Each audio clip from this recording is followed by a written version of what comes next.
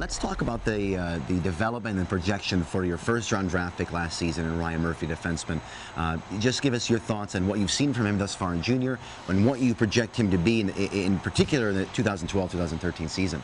Well, I think it's always dangerous when you start projecting things out, how accurate it can be. But certainly Ryan's a kid that we have high hopes for. He came into our training camp last year and really pushed for a job all through training camp.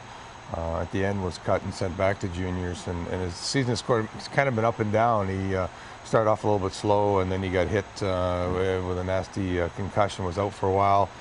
Came back from that, tried to make the World Junior team on sort of a short turnaround. Was unfortunate that he was cut from that, but the last few weeks he has really picked up his game and is really starting to play extremely well, more like the player that we saw in training camp. And he's back up to a point, better than a point a game for a young defenseman. So we project him out to be an offensive type defenseman, somebody that again is going to push hard next year for a job at the NHL level, and we'll see what happens. Is it possible that he could join the Checkers during the playoff run, if that's a possibility? That is a possibility if his junior team loses out. Once their season is complete, that is an option for us to bring him in here, much similar as we did with last year in Justin Falk and Rasmus Riesener. Let's talk about the drafting philosophy of the Carolina Hurricanes. When you're sitting at the draft table and you have your pick, is it about adding depth in a particular position determined beforehand, or are you looking at getting the best player possible at that particular pick?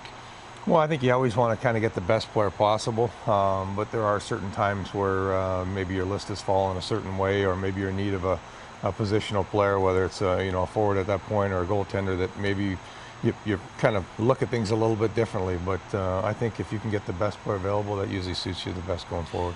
Not every player is ready to play in the National Hockey League after they leave a junior or major junior or college. So the development in the American Hockey League, in particular for any team in the National Hockey League, is vital. Just talk about the importance of being able for each player to find their game in the pro style, and in particular the style, the philosophy of the Carolina Hurricanes right here for them in Charlotte. Well, I mean, now and then you get a guy that comes along and kind of defies the mold, kind of like a Jeff Skinner that steps right in and plays. But for the most part, I think almost the hardest thing for a lot of these young kids to realize is they're kind of where they should be. I mean, this is part of the process. The American Hockey League is a very good league. It helps them develop on their skills, and when they make that next step to the NHL, it makes it a lot easier for them. So with our guys, we think it's critical that they get down here. We'd rather have them down here playing 15, 20 minutes a night than sitting on the bench up top or playing 3 or 4 minutes. So they get down here, they play a lot of games, they play in all situations. It develops them, so when the opportunity arises, hopefully they're ready to step in and take that opportunity and run with it at the NHL level.